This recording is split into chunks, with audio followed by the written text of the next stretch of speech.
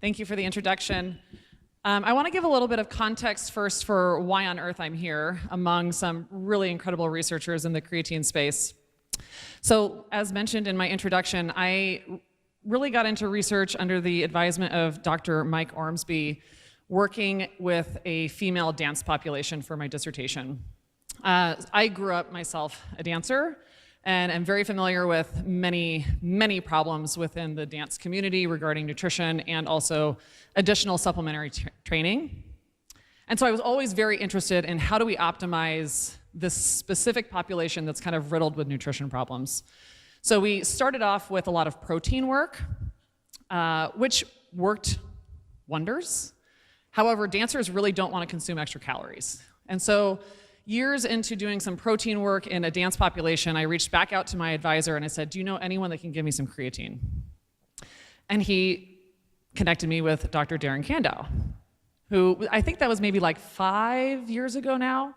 And now we're fast friends, of course. And so the story has kind of evolved from there in the work of creatine. And so I'm going to take you on a little bit of a journey, start a little bit of Quentin Tarantino. I'm going to start kind of from the end, essentially, and then work our way back.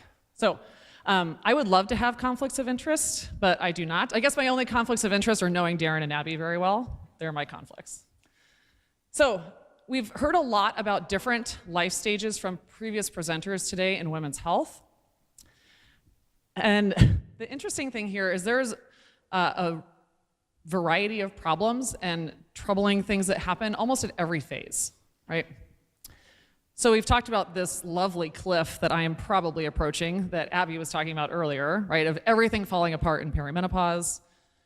But earlier on, we have some other really interesting things that happen. I don't know if any of you are familiar with what middle schoolers smell like, but the ages at which puberty occur are really unfortunate, really unfortunate. And as we're talking about preventative health, it's really critical to think about the things that happen early in life also, right? How can we prevent some of these things from actually becoming perhaps a larger problem when we are in our older ages? So for the purpose in what I'm interested in, I'm very fascinated with the ages where we could maybe do a little bit more preventative work in puberty and also young adulthood. And these two things kind of blend together. Late puberty really kind of morphs into young adulthood. We often think of college students as being adults, and they are simply not. So they are kind of that later stage of puberty, which I'll talk about in just a moment. So this is at least my area of interest, and it's also because it's these phases where a lot of different body image, body dissatisfaction issues come into play, especially in my original area of interest with the dance population. So what is adolescence? Adolescence, other than being very scary, is a rapid shift of biological, cognitive, and psychological changes to become more adult-like. I love this definition because I think maybe perhaps some of us are adolescents for forever. We're like always trying to morph into becoming more adult-like. But really what this looks like is we split up into 3 specific categories, so early, mid, and late puberty stages, or early, mid, and late adolescence. The ages, 12 to 14, 15 to 16, and then the late is actually interesting. It's 17 to 19 and beyond, right? So boys, this is where boys and girls become very different. Early to middle, this is where there's this huge shift. When it's very obvious, if you go into an elementary school, perhaps, or even middle school for sure, where we're gonna see this pretty large difference. Perhaps all the girls are taller than the boys. Perhaps they are, slightly more mature, still antagonizing the boys, perhaps. There's some really big differences happening biologically and psychologically between early and mid-adolescence. So this is the first time I'll highlight why females in particular are really critically important to study at this age frame, because it's where there's a pretty significant divergence in how they're developing compared to a male population. One other really important part here, other than reaching peak height, is this is really when the body starts to change in terms of fat accumulation. And oddly enough, we found in some other research with an active dance population that adipose tissue actually is really good also at hiding And so a large percent of active, I think it was about 40% of our population that were all collegiate dancers are actually categorized as normal weight obese. And so there's concern, of course, of this fat accumulation occurring really early on in life and how that might impact things like the menstrual cycle and other things that we've heard about today.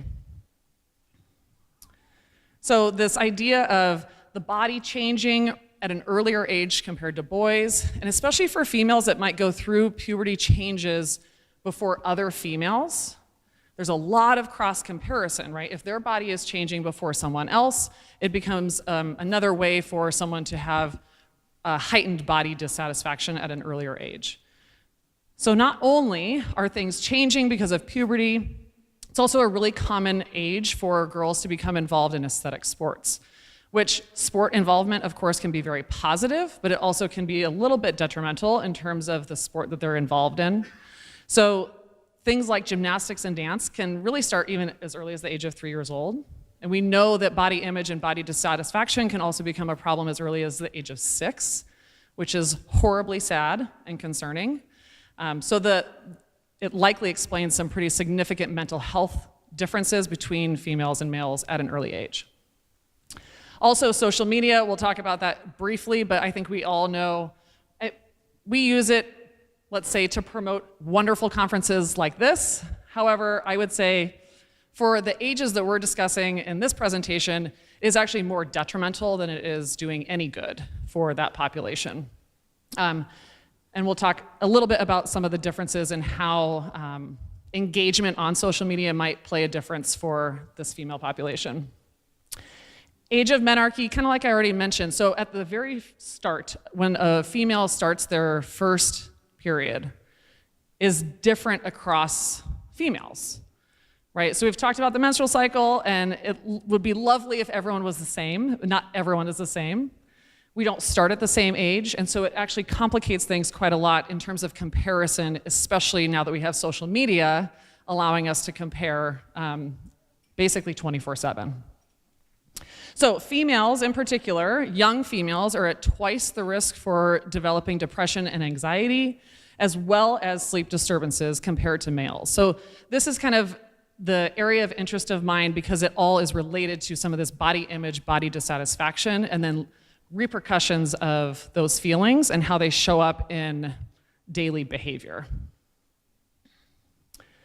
So it's a catalyst for comparison, like I had mentioned, right? So social media is really just kind of perpetuating this problem that might already be internally happening in a young female's head.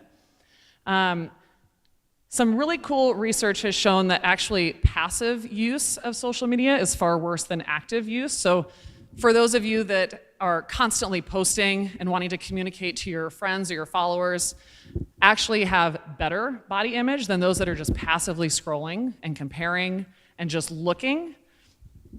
And again, I had already mentioned this age range, but as early as 3 years old. So I know a lot of us stood up earlier if you had daughters, but this should be something that we're constantly thinking about. And it's a really hard conversation to have, which is also why it's so hard to research. The IRB is particularly not fond of doing body image work on an adolescent population. Parents also don't want their child participating in this kind of research, so it's a really tricky area to navigate. And this idea of aesthetics, right, is we're so hyper-focused on what is beautiful and what a female should look like when it's actually all bodies are beautiful and we're all different. But in a lot of ways, we try to pinhole people into thinking that they should look a certain way. So these increased pressures, of course, on top of puberty and all these really bizarre body changes that are happening can be very confusing. And then I don't know if anyone else in the room experienced this, but my parents didn't talk to me at all about any of the things going on in my body when I was a child. So as you're growing and changing, sometimes the adult in the room also doesn't know how to have that conversation. So it kind of exacerbates those problems. So if we were to start up at the top with what we've already discussed, all of these factors that contribute to body dissatisfaction or body image concerns can naturally lead to anxiety and depression in that female population. Anxiety and depression, of course, can lead to other behaviors that we know are going to actually be counterintuitive to promoting better body image, right? So restrictive eating patterns, lack of exercise, right? If someone is depressed, they're not necessarily gonna have the motivation to want to engage in these behaviors. And a lot of these also then are going to impact sleep. Sleep also is going to impact possible menstrual cycle alterations, which we'll talk about how these two things interplay in just a moment. But it's this really terrible cycle, right, where a lot of them are working together and also against each other at the same time. And so if there's a way, of course, for creatine or diet or exercise or what have you, to maybe break this pattern or to help facilitate this pattern from happening in the first place, that would be great. So like we kind of already discussed, that this is layered problem, right? It's really hard to tease apart different pieces of all of this, which makes studying females so complicated, right? So when we do a creatine intervention, we say, oh yay, creatine worked. But what else was not controlled in their life or during the intervention that may have also contributed to benefits? It's the same thing. How many problems are we starting with in our population that might also be contributing to understanding truly what is going on? So social media and sport could be contributing problems. Once a female starts their period, has their first menstrual cycle, that adds a whole nother layer. And then on top of that, I'm not even gonna get into it much because I don't have the time to get into it, but then all of a sudden, let's say they go on birth control. And then we've got a whole nother layer of things to consider when we're doing research in diet or exercise intervention work. So a lot of these things that are listed here all happen within a very short span of life too. So it can be very overwhelming, of course, leading to possible issues with mental health. So mental health kind of being this overarching umbrella, but all of these more specific things are kind of layered underneath it. So mental health, I guess, is just the way that we like to couch lots of problems layered on top of each other. So body image and dissatisfaction are very commonly peaking around adolescence.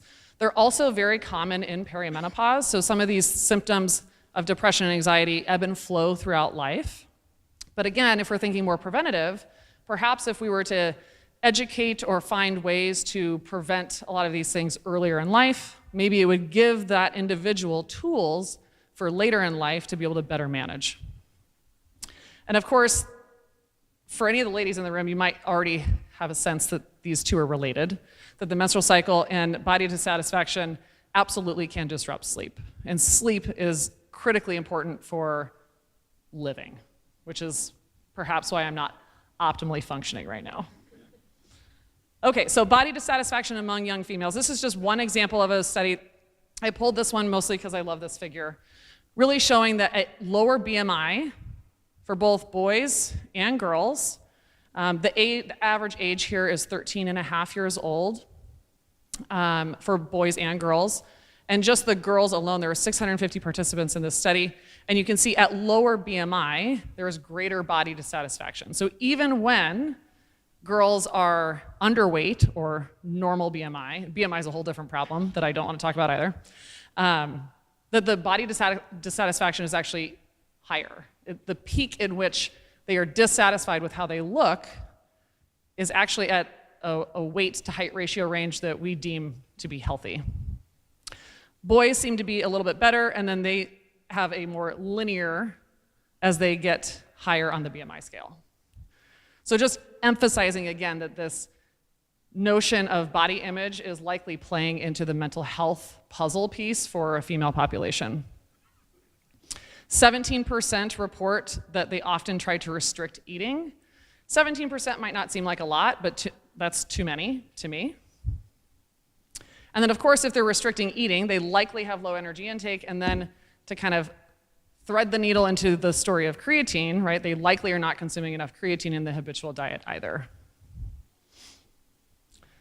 So what happens when we start to engage in some of these behaviors? Well, when we engage in reduced physical activity and exercise, which we've heard over and over and over again, it's detrimental to a lot of things in life. In particular, as it pertains to some of the work that we've been doing, it's associated with reduced perceived sleep quality.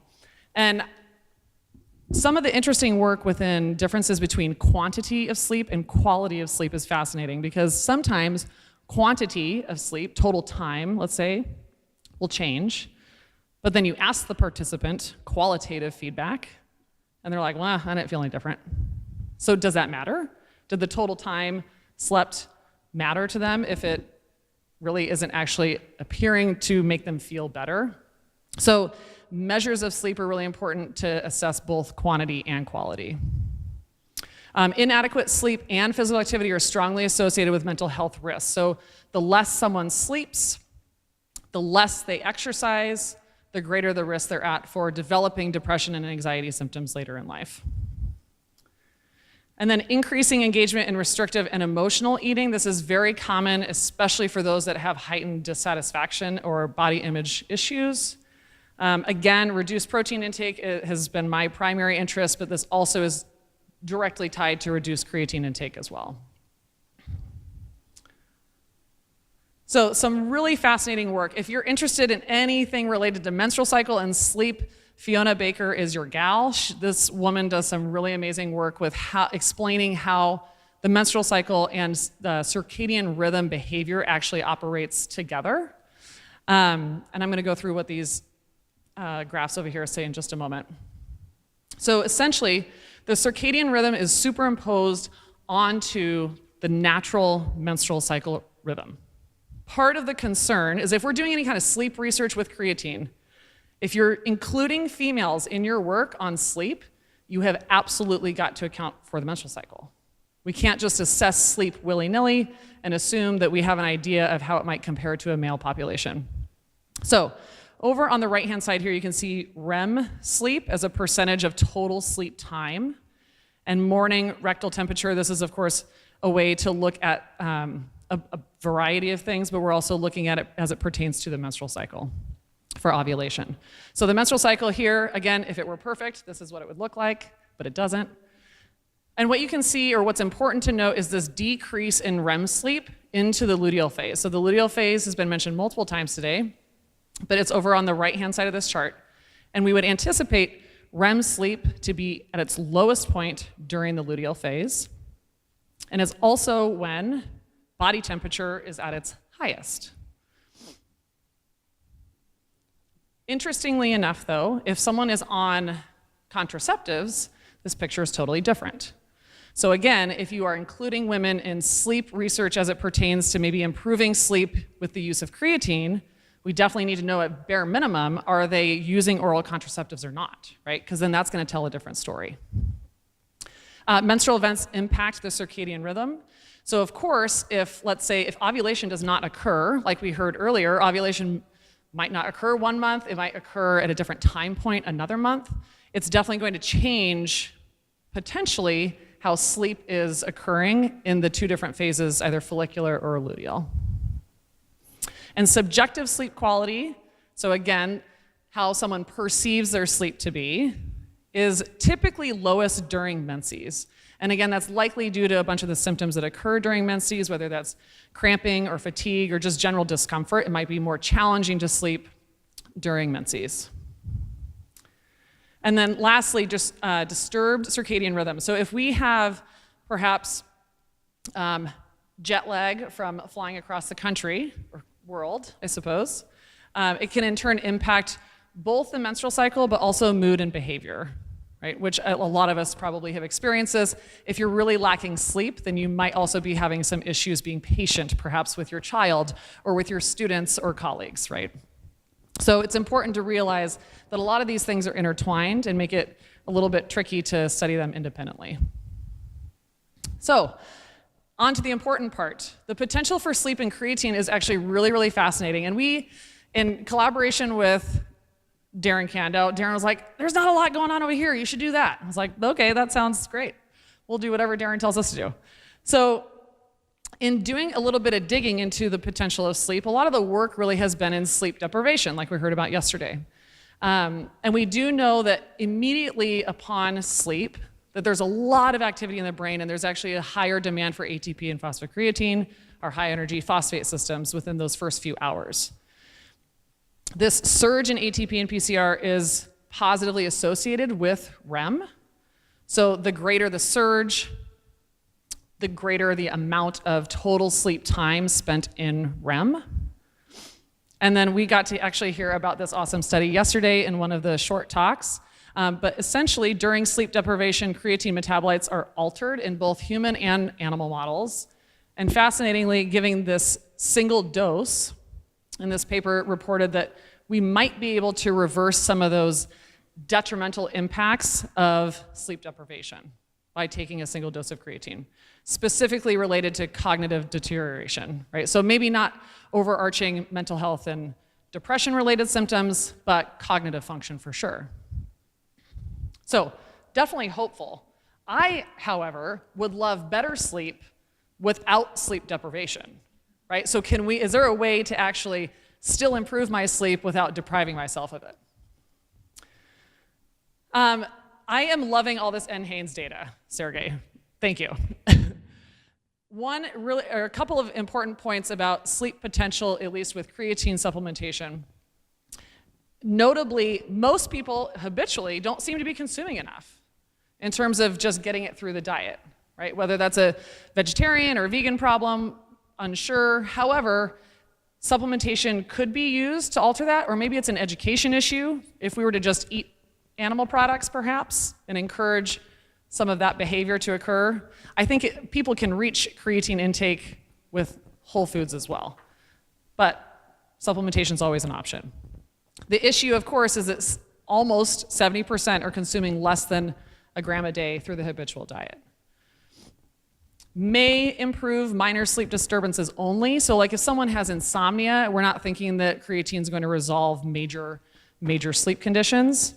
However, I don't have insomnia and I would still love better sleep, right? So there are minor things that seem to be, that could possibly be improved with creatine supplementation. One thing I do love actually, which is a little concerning for myself, is the greater the creatine intake, also some people have reported the higher the rate of snoring, which I'm like, maybe I should tone it down on the creatine, perhaps. And then lastly, creatine may be related to the production of melatonin, which is, of course, critical for sleep initiation and reduction of sleep latency. So some really cool, promising things around sleep and how, since we know that sleep's related to female physiology in particular, if there's a way for us to intervene and improve sleep, maybe there's a way for us to improve other parts of this cycle that we kind of just talked about. So, the ultimate question, right? If we have a healthy young female population, could we improve sleep with creatine interventions? So we know that they're at twice the risk for sleep disturbances and therefore other mental health conditions, potentially related to the menstrual cycle as well. We also know that young adolescent females face a lot of additive physical, physiological, and psychological challenges at those really beautiful ages during puberty. Right, so how do we intervene at an earlier age to see if we can get some impact? Lifestyle behaviors also, as like we talked about with reduced physical activity, exercise, probably reduced dietary creatine, may all actually be contributing to some of these sleep disruptions and or mental health. Of course, it's really, when we do any kind of diet log, whether it's NHANES diet, whether it's using a DHQ3, 24-hour food log. We all know in nutrition research that there are issues inherently built into collecting data on what someone's eating, right? So taking all of that a little bit with a grain of salt because we know that, well, people lie, misreport, et cetera, et cetera. So supplemental creatine has shown that we can possibly improve some bioenergetics following sleep deprivation. However, can we do it in a young, healthy population?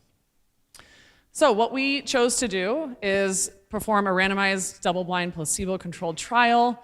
And we wanted to focus on naturally menstruating females as to avoid the issue of, the point of the study was not to compare naturally menstruating with oral contraceptive users. And so this kind of goes back to the point of, let me see, there's some really wonderful papers out there that explain, if you want to do female research, here's some guiding principles on how to build your methodology. So if you are wanting to include females in your research and your work, there are some pretty basic pieces of information you should be gathering. Even if the question doesn't have to do with the menstrual cycle specifically, you want to be able to answer later on, after you run your data, you want to be able to answer, well, were they in the luteal phase, follicular? Were they on contraceptives? Were they not? Right? You should have some of that built into perhaps like a medical history questionnaire or the questionnaire that Abby actually just shared. I remember when we started this study, I had called my just local OBGYN, and I was like, hey, do you have anything that will help me identify if someone is perimenopausal? Because I want to make sure that we're not collecting people, you know. And they were like, no. They basically just told me, well, you know, have they missed a period for more than 6 months? I mean, there is no way, right? So again, back to education of physicians, perhaps it's hopeless because we all seem to have problems with them.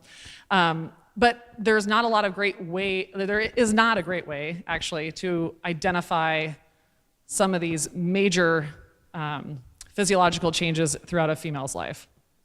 Anyways, that's besides the point. Non-resistance trained, so we specifically wanted to take females who were not really familiar with resistance training and then put them on just on a 2-time-a-week protocol, pretty simple, using the tonal equipment. It's attached to a wall, it's very basic, it's all planned for them. And it was a simple way to ensure that they were doing the same amount of exercise. And of course, it helped to kind of control for that physical activity difference. And we knew that we were probably going to see some gains in strength and other markers just because they were all resistance training. We really wanted to see that difference in creatine or placebo. So we also were ensured to match our groups based on habitual creatine intake, because at the end of the study, you wouldn't want all of a sudden your baseline to have all the vegetarians in one group, right? Versus the other group have a higher natural habitual creatine intake in the first place. So based it on habitual animal protein, body weight, their activity level based on self-report, and then also their menstrual cycle phase was noted. And then we also did daily ovulation tracking, which was a real peach. So also, if we're studying females, it is harder. It does require a little bit of extra thought and a little bit of extra work in terms of tracking to make sure you're bringing them into the lab perhaps at a time where it's going to match everyone, right? It does take a little bit of extra communication with participants and makes it tricky. So we weren't necessarily, the study wasn't based on the menstrual cycle, but we were cognizant of trying to operationalize when things were happening and when we were bringing people in for testing. So this study was actually just published this last year, and the approach that we took was bringing people in for pre-testing, running them through a battery of tests that included strength, their basic health history.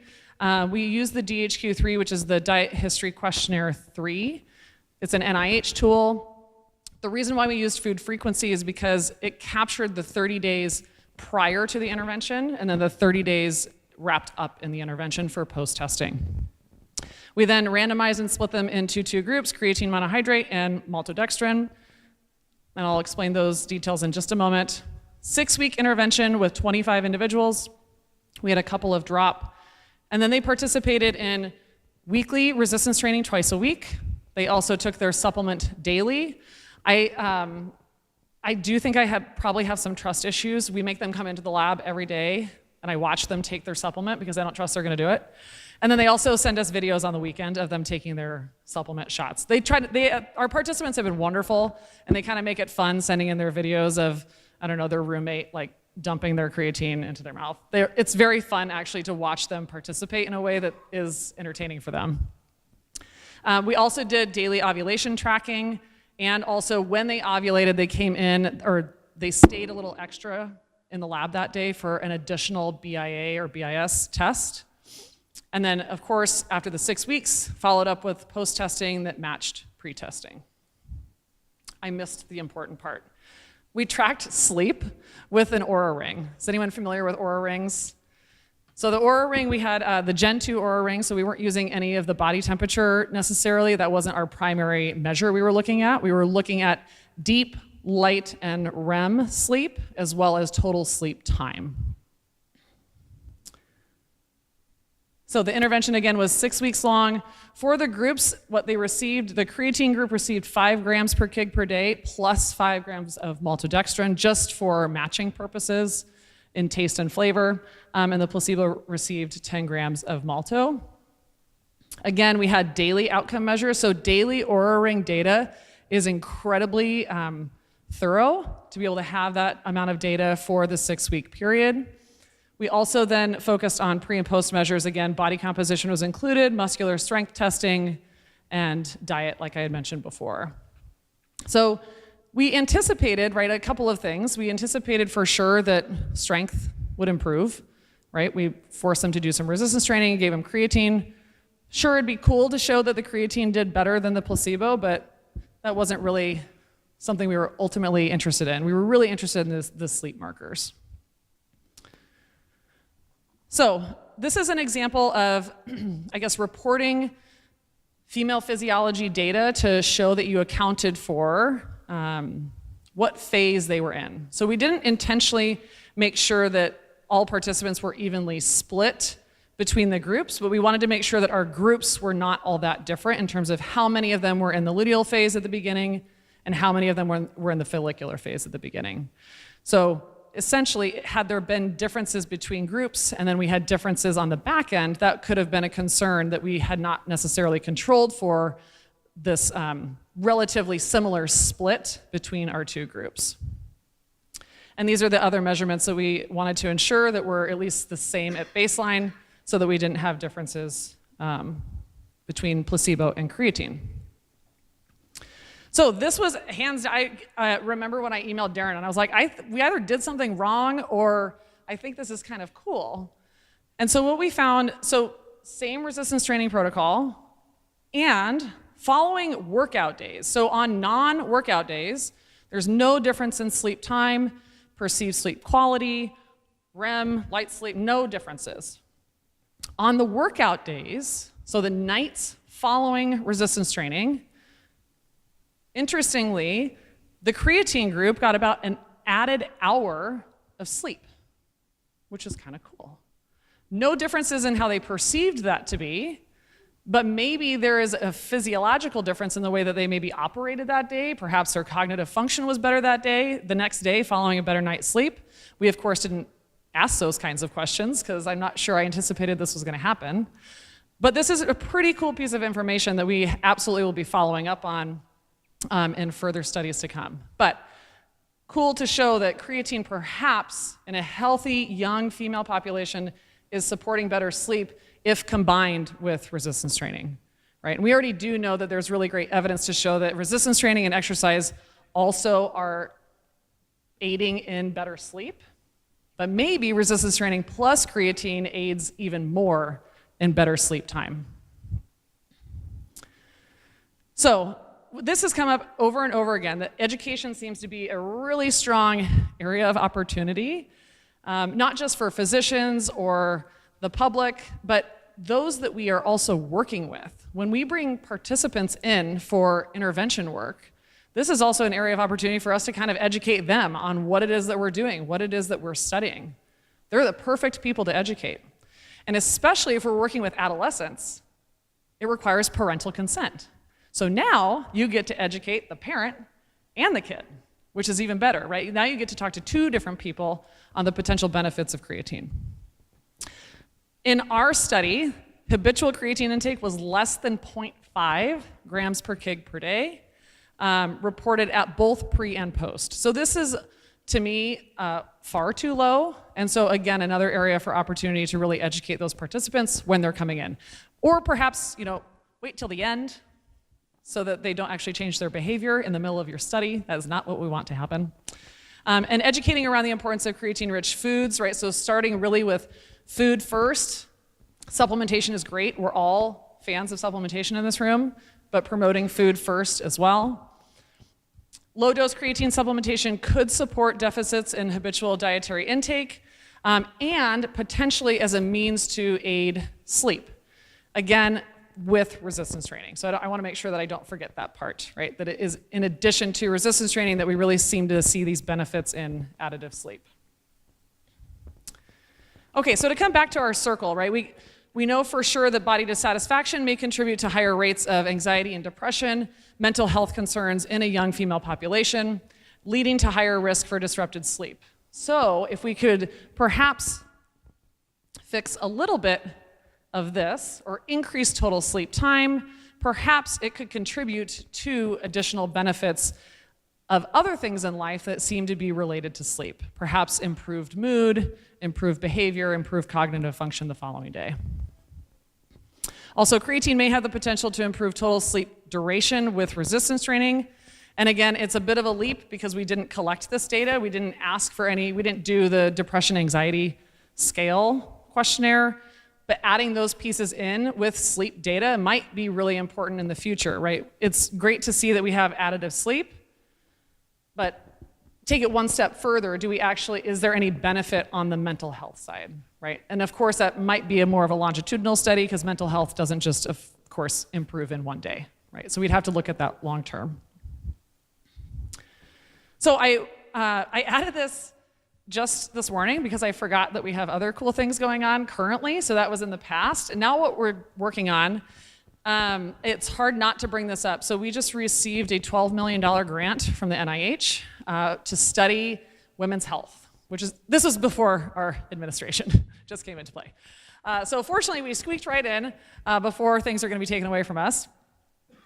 Hopefully not. It's a 5-year COBRI grant, so it's a Center for Biomedical Excellence Research, which is super exciting to be able to focus solely on women's health in the state of Idaho in the States.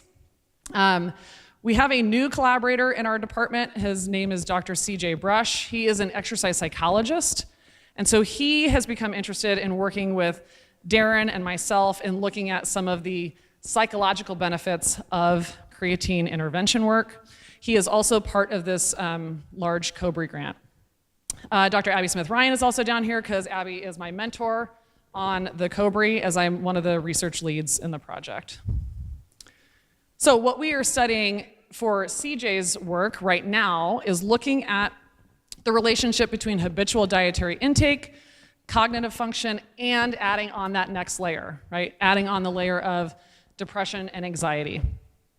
So I believe, I don't know, I may be missing new pieces of literature out there from the past year, but I'm pretty certain this is going to be one of the first studies to look at EEG with creatine intervention, with habitual creatine in a young female population. So it's really cool that we have the EEG technology to be able to look at some of these different tasks. No one ask me questions, please, on the panel about this stuff. This is not my area of work. This is all CJ's work. But they're go, no-go tasks. It's essentially their ability to respond to different images on a computer screen while measuring EEG while they're doing the different tasks. We'll also be looking at DHQ to assess habitual creatine. And then the two markers for depression, the Children's Depression Inventory and the Screen for Child Anxiety and Related Disorders. And the cool part is this age range that we have, 10 to 17 years old. So if you look back or remember back to the puberty ages we were looking at, this is really going to capture early, mid, and late puberty stages. So of course, my next question really would then, if we get a large enough sample size, is to split it into those 3 different puberty groups and look at differences as they're developing. So this is some cool work going on right now. And then a couple of suggestions from myself to carry forward, or anyone else that is interested in collaborating and continuing work in this space. This one is complicated. There's so many different types of oral contraceptive. This is a really fuzzy area for me, but it is an important area to study and understand how these things actually are, how oral contraceptive use is really going to impact sleep and mental health. And then also, could creatine be a potential mediator for some of the symptoms that occur during oral contraceptive versus a naturally menstruating female? Interestingly, oral contraceptive users also have elevated body temperature, more so than naturally menstruating females, and so it actually is going to change the way potentially that REM cycle sleep occurs. So something to investigate. Creatine dosing, of course, is always something that could be investigated more, specifically with young females, right? What is the appropriate dose? Is it different for a younger female population, perhaps earlier in a puberty stage versus later, right? Development really changes how we should think about dosing.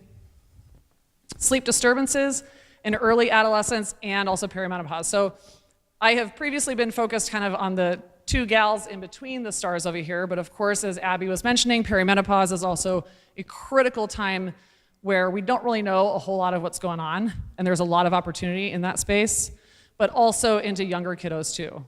Thinking more preventatively, how could we prevent some of these things from happening before they get into later puberty stages?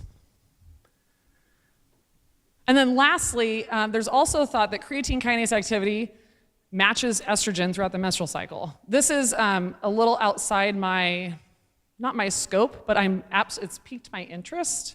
And I think understanding creatine kinase activity as it pertains to individuals is something to be investigated.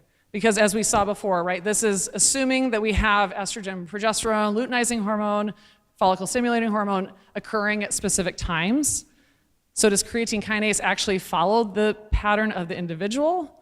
What is actually going on here? I think this is definitely an area that could be investigated more thoroughly. And lastly, I obviously want to just thank all the people that I work with. I feel very, very fortunate to just be in this room with all of you wonderful people. Creatine work is really fascinating, but I think it's also fascinating how many areas of life that it seems to have really, it's because we all care about different areas of life, and it's a testament to all the work that you guys all do. So thank you for letting me be here and share my work with you.